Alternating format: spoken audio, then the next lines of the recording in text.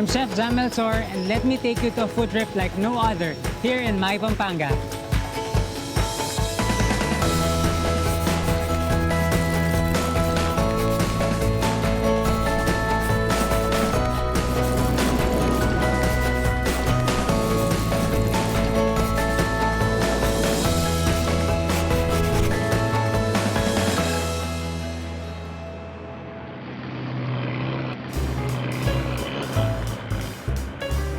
I'm a chef and a strong advocate for Filipino food and of course a proud Kapampangan. Right behind me is the old town hall of Angeles City, which is now the current Museo ng Angeles. Nekeni, lungog tamo. This area where Museo ng Angeles stands is part of the Angeles Heritage District. And to understand how Pampanga became known as the food capital of the Philippines, let's take a look at our colorful past. Lucio will be our tour guide for today. Hello. Hi Lucio, thank you for having us. Welcome to Museo ng Angeles. Lucio will tell us more about the history of Pampanga. Let's go inside.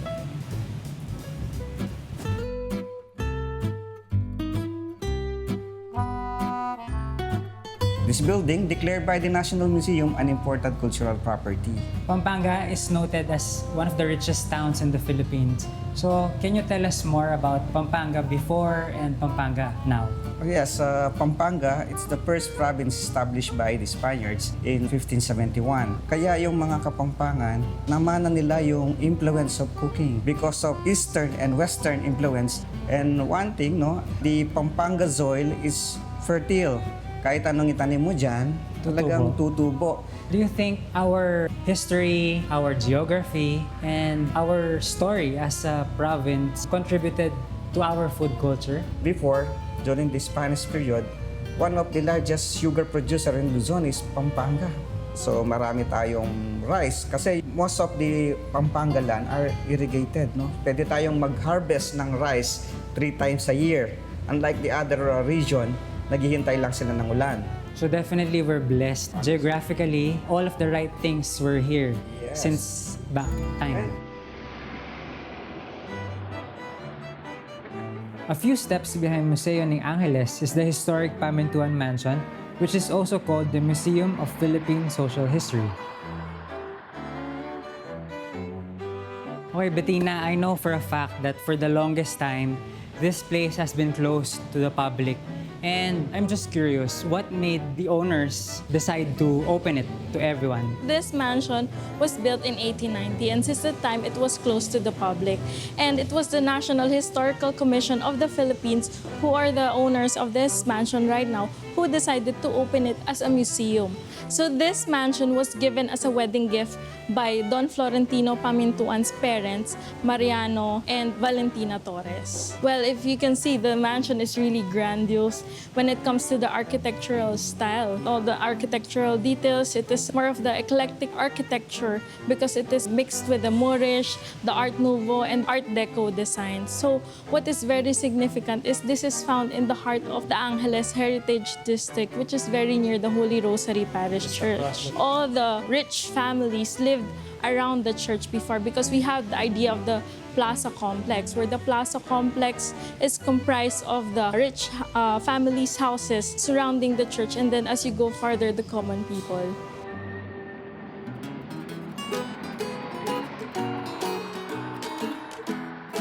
Now, our food trip begins. This is Abbas Farm. Before, this was a private estate where restaurateur Larry J. Cruz, or LJC, would bring his friends for the weekend. Later on, it was opened to the public and became a lifestyle destination where they serve their favorite Kapampangan dishes. This is Ernie Aguilar of the LJC Group. They own Abbas Farm. Sir Ernie, thank you for having us. Yeah, thank you, Chef Jan, and welcome to Abbas Farm. So Sir Ernie, I like the vibe of this place. It's very Filipino, pero hindi trying hard. Can you tell us more about Abbas Farm? Yes, Chef, you're correct. This is a restaurant na nag-o-offer ng authentic Kapampangan food. At kung titingnan mo yung mga pagkain namin, ordinarily makikita mo yan sa mga hapagkainan ng mga typical Kapampangan families. Pero ang pinagkaiba ay may touches kaming in-infuse dito. But of course, touch of LJC at saka touch of love. So, ang restaurant natin ay It is housed in a 4-hectare property, and the 4-hectare property is fully developed. Meron tayong restaurant, then we have the swimming pool for overnight guests. Meron tayong accommodation. Ang lugar na ito ay isang typical Kapampangan residential dwelling. This is a fusion of all typical Kapampangan houses na kinalas unti-unti and then nabuo. Kung pansinin mo, Chef, no, napaka-intricate, napaka-detalye ng disenyo ng bahay na ito. Pag gumawa ang Kapampangan, napaka-detalyado. So, ganun din naman sa pagkain. Pati sa panlasa natin, napaka-sensitive ng Kapampangan. Kaya pati ang pansahog natin, kumbaga piling-pili, para mapanatili natin yung ating authenticity as Kapampangan restaurant. Chef Jam, gusto kong ipakilala sa iyo ang aming concept chef, si Chef Gilbert. Hi, Siya Chef yung Gilbert, maghahanda Chef ng Jam. ating mga masasarap na putahe. Manyaman. Chef Gilbert, ano ba ang specialty ng Abes Farm? Specialty ng Abes Farm is isa na yung sinigang na bangus sa bayabas, bamboo rice, sisig. Isa sa mga pinagmamalaki ng Pampanga, yung sisig. Yung sisig is inihaw na ulo ng baboy, tapos chop siya, may halo siya na chicken liver, onions, saka seasoning. Ito naman yung tinatawag namin na knockout knuckles, crispy pata with our special spicy garlic toppings. Ito naman yung arubong kamaro, farm crickets, isa sa mga delicacy ng Pampanga. Sauteed siya sa tomatoes and onions. Isa sa mga bago namin dito sa Abes Farm, yung langka at pusit na pinakuluan sa gata. Sa Abes Farm, laging hinahanap ang sikreto ni Maria. Isa siyang makapuno ice cream na gawa sa gatas ng kalabaw. Meron siyang panutsa sa ibabaw. Yung sikreto ay nasa loob. Kung gusto niyong malaman, pumunta kayo sa Abes Farm. So Chef, anong lulutuin natin ngayon? Ang lulutuin natin ngayon is bamboo rice. Una, syempre, magpapainit muna tayo ng oil. Tingnan natin yung garlic, onion, chicken.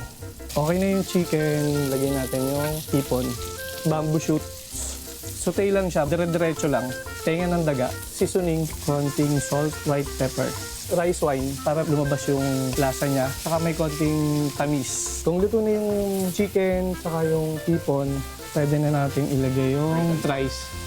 Dagdagan natin ng konting seasoning para medyo mas dark. Saka yung lasa niya. Kung equal na yung kulay, tapos nahalo niyo ng mabuti naman, ayan, pwede na siya. Ayan, okay na siya. Okay na, lagyan natin siya sa kawayan, sa bamboo. Ini-steam pa siya, mga 30 minutes para yung kanin niya maging medyo sticky ng konti. I love your take dito sa binulo na sinangag kasi it's like a way of honoring yung mga indigenous tribes ng Pampanga, which is yung Aita kasi sila yung nag-umpisa nito. Good job, Chef. Thank you.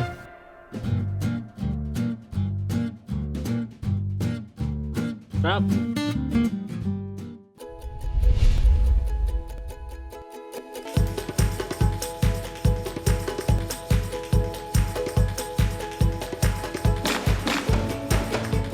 I'm Chef Jam Melchor and let me take you to a food trip like no other here in my Pampanga.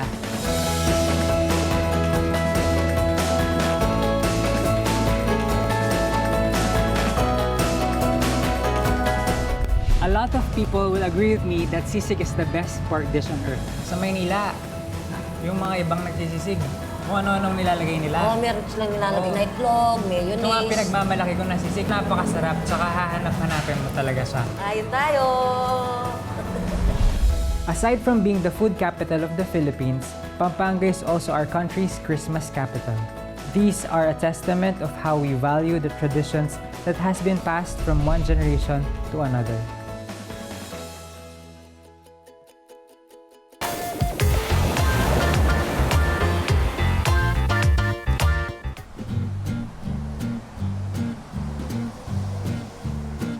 Okay, so we're here at Baledutong. It's a house and museum at the same time. And I want you to meet the man of the house, one of Pampanga's pride, artist and chef, Claude Tayag. Chef Claude, can you tell us something about Baledutong and how did it came about? Well, Baledutong is primarily my home, my studio. You know, way back early 1970s, as an architecture student, my so-called dream studio, my dream house is a Kamalig. Kamalig is a barn house. So when I had the chance in 1980, somebody offered me, the remnants of an old church, old houses and all that. I started buying all this material. So you can say this house was literally built from scrap and from scratch. And about 80% of the material used is secondhand. But balay dutong means the wooden house. Balay, balay, bahay, the house. It's also the home, the warmth and the hospitality. And that's exactly how I want the guests to feel. So when I got married to Marian, we were constantly entertaining relatives, guests, and all that. Until one day, somebody suggested, why don't you open it to the public? The guest said, I will want to invite other friends that you don't know. So that planted the idea of us opening the house by reservation only. And then we opened the Downtown Cafe, 1956, here in Angeles now. Downtown Cafe is a retro-style restaurant located at Nepo Mart. This Bring version is the dish that won the Embassy Chef Challenge in Washington, D.C. last year. I was requested by our embassy to use Philippine ingredients available in the U.S. market. On top of the list is heirloom Philippine rice, the bangus, calamansi. For me, the biggest challenge was to do one dish to represent the flavors of the Philippines. Imagine that. In one bite. So let's proceed with the cooking. The first stage of cooking is saute some onions. It's just a little oil. This is the traditional stove, the cast iron. You see those rings. You remove some of the rings to adjust to the size of the pan. This is the pre-soaked black rice, black glutinous rice, the heirloom Rabanawi Balatinao. And it's mixed with tinawon, the white grain. Tinawon is the heirloom rice that you can find in the Banawe rice terraces. Yes. And the broth, this is chicken broth, and this is the patis to flavor it. So imagine a rice cake with patis. So that's what I'm saying. This is a rice cake, savory rice cake. So you see it simmering. We actually don't cover it like the regular way of cooking rice. In all special occasions, hindi pwedeng mawala ang biringhe. One of the symbolism of this bringhe, it represents the dikit-dikit. Dikit-dikit means it's stuck together of the community. If you notice, most of our dishes in recipe books, they're actually meant for sharing. We always anticipate that there's more people coming. I think this is about done. Okay, let's go to the table and plate. Okay, the first order, I cut this banana leaves. And you get a little of the coconut oil and do this. So the sticky rice will not stick. Okay, so I sprinkle a little bit. Okay, so and then portion. And then you flatten it and using a cookie cutter, put it back in a non-stick pan and toast it until the edges of the leaves are wrinkled. You see the crinkled edges of the banana leaf. So what I did, I put a dollop of the precious tabalang talangka. This for me is the crown jewel of Pampanga cuisine. So now, I'm gonna put the toppings. So the bangus has been fried. The dried mangoes, the bell pepper. Okay, now for the finale. So these are talilom flowers. So here you go. This is the award-winning biringhe, my biringhe. The flavors of the Philippines in one bite. No wonder nanalo nga siya. So these are the dishes that I serve in the Downtown 1956 Cafe. This is the adobo. Yung talagang linuto siya sa mantika, pinalambot na matagal. Tapos, you fry it in its sauce hanggang mag-caramelize yung edges. Kaya malutong yung edges and yet buttery soft inside. And then I pair it with the grilled eggplant with a mango salsa. In the generation of our parents, they always eat adobo with something sweet. Ripe mango or even banana or achara. It's always there, the sweet, sour, salty. This is the binagoongan na baboy, but this one, you have the crispy chicharon. The shrimp paste sauteed with lots and lots of tomatoes. Yes. That's where the asim comes in. Crunchy. Crunchy. You want some rice? I have the alige rice, fried rice with the crab fat, plus topped with fried crablets. Malutong pa rin siya. And yung linamnam ng crab fat. Bakit ang mga Kapampangan masarap magluto? I think more than anything, hindi lang masarap magluto, masarap kumain. But that's true for every province, every region. So we cannot say we're the best. For me, I think it's the abundance of ingredients, of produce. There was a lot of imported ingredients, and that was crept down into our daily cuisine. Okay, now I'll make you try the bagneta. It's a coin term after the Ilocano bagnet and the Italian porchetta. Basically the same roast pork belly roll. The difference between this and the Italian porchetta, this is a chicharon skin. Sarap. Importante kasi malutong eh, no? Yeah. Saka, And nasa mo yung flavor. And it's not dry. And you have 3 choices of sauces: sweet sour liver sauce, the achara, and then the traditional crispy pata sauce. Most of our heirloom recipes or traditional recipes were handed down from generation to generation by taste.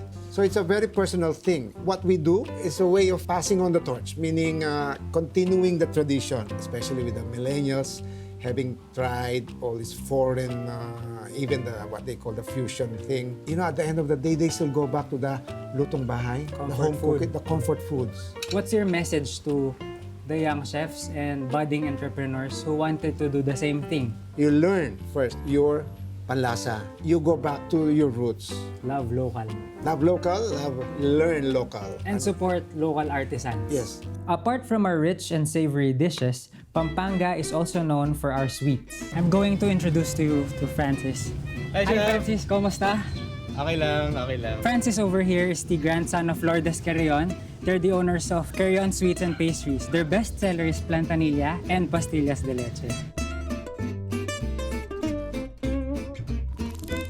So Francis, I'm still a huge fan of your plantanillas. So first of all, gusto ko malaman, how did your business started? The business was started by my grandmother back in 1946. After kasi ng war, medyo mahirap ang buhay. She thought na yun ang makakatulong sa family niya, yung paggawa ng sweets, pagbenta ng sweets. Let's talk about plantanillas kasi it's an heirloom recipe, di ba? Yes, yes.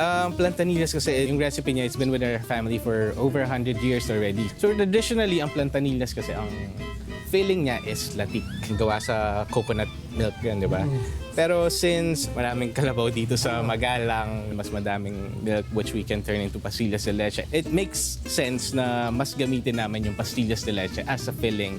Very simple lang yung process. So first, luluto tayo ng filling, yung pastillas de leche. And then we prepare the egg. I-separate natin yung eggs kasi yung egg yolk lang yung kailangan. And then after beating the eggs, iluluto natin siya sa pre-prepared syrup natin. Magdadrop lang tayo ng spoonful lang ng egg yolk batter dun sa syrup. Then the egg yolk will absorb the sweetness ng syrup. Kaya Luto na pala siya. malasang-malasa. Yes, malasa and matamis. And hindi siya dry eh. Yes, so Plantanillas, it's uniquely Kapampangan.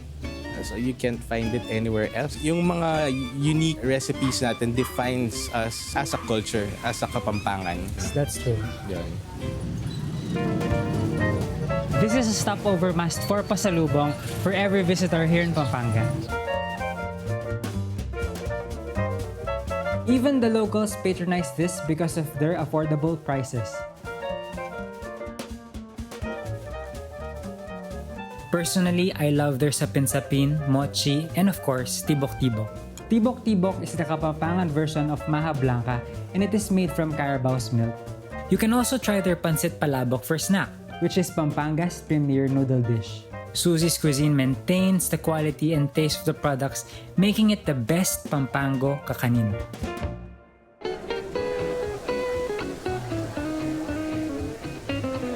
Kain tayo!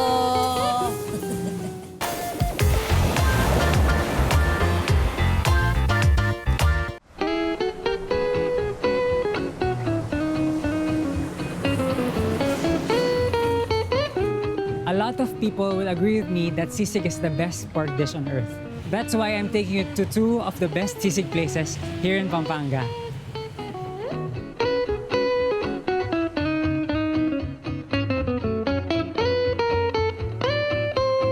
Okay, so we're here at Milas. It's one of the best sisig places here in Angeles City.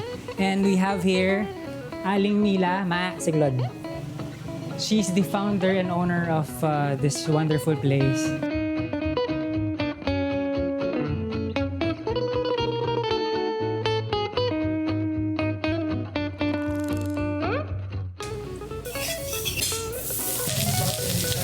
So, Aling Mila, alam naman nating lahat na ang Milas Tokot Baboy at Sisig, isa sa pinakamasarap sa Angeles. Ano ba ang sekreto mo nung nag-uumpisa ka? Simpleng-simple lang naman. Kalamansi, saka sibuyas. Francis yan. crunchy. Yes, crunchy. Hindi naman inihaw, dinidip fried ko. Yun ang kaibaan ng sisig dito sa Angeles Tuwing umuwi ako, hindi ako pwedeng hindi makakakain sa inyo eh. ng sisig. One of Aling Mila's bestseller is tokwat baboy.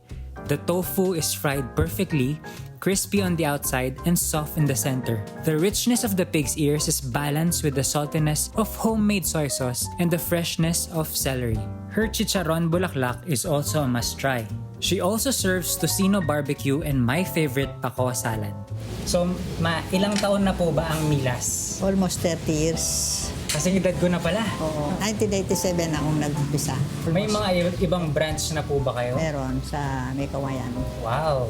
Talagang success story din po kayo kasi nakita ko yung tindahan nyo na nag-improve ng nag-improve. Una, sa ano lang yan, sa labas. Opo, sa labas. Ng bahay, doon sa daan, ganun. Doon lang kumakain ng mga tao.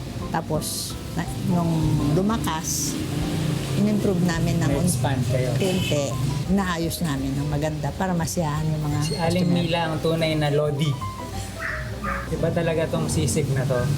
Saka basta pag sisig na galing sa Pampanga, ibang klase, kahit bawal sa akin. Sarap. Iba yung flavor, Aling Mila. Talagang crunchy, yung crunchiness nandyan. So hindi masebo. Sarap. Walang mantika. Salamat naman, nagustuhan mo. Dakal pong salamat. Kinabsi kami.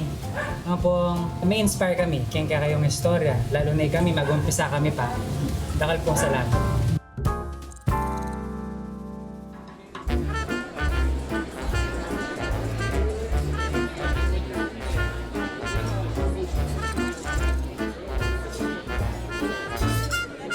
Okay, so tonight I'm taking you to the sisig place that I grew up with. We're here at Aling Lusing's Sisig. And with us is Aching Zeni. She's the owner of Aling Lusing and daughter siya ni Aling Lusing. Thank you for having us, Aching Zeni. Pinagmamalaki ko na lumaki ako dito sa area na to. Dati may butika kami, yung Marisa Drag. Oo. So natatandaan ko, dito pa kayo sa kabila. Oo. Some of the best sellers that are being served at Aling Lusing's are inihaw na hito with buro or burong hipon with mustasa. Buro is fermented rice, sometimes with shrimp or with fish. This is ensaladang mangga with inihaw na balasenas or talong, and it comes with bagong as a condiment. Ensaladang mangga is a mixture of fresh mango, celery, tomato, and kinchay with lots of red onion. Well, this ensalada is best paired with any grilled fish or pork or fried fish or meat. Naamoy ko na. Bango. Oo, mabango na yan. Yan ang ano. Yan ang original na sisig. May Aling Lusing yan. So, ang inaantay ko talaga. Alam ko, 70s pa kayo, di ba? Oo, Bakit 1974. Ngayon, nane-maintain niyo yung quality. Oo.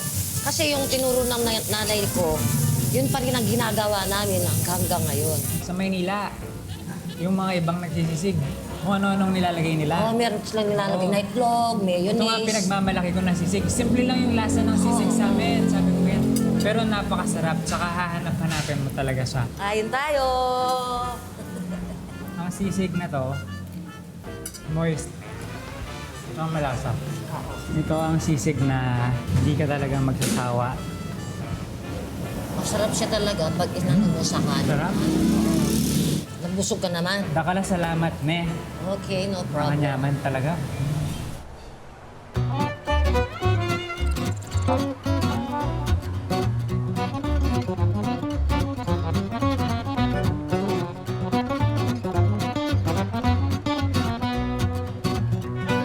Aside from being the food capital of the Philippines, as you can see, Pampanga is also our country's Christmas capital. These are a testament of how we value the traditions that has been passed from one generation to another. As a chef and culinary advocate, I've been traveling the world being an ambassador of Filipino cuisine. I believe that the Kapampangan in me fueled this passion for pushing the recognition of local gastronomy and preservation of Philippine culinary heritage. Because the Kapampangan's taste buds never fail. I'm Chef Jam Melchor and this is my Pampanga.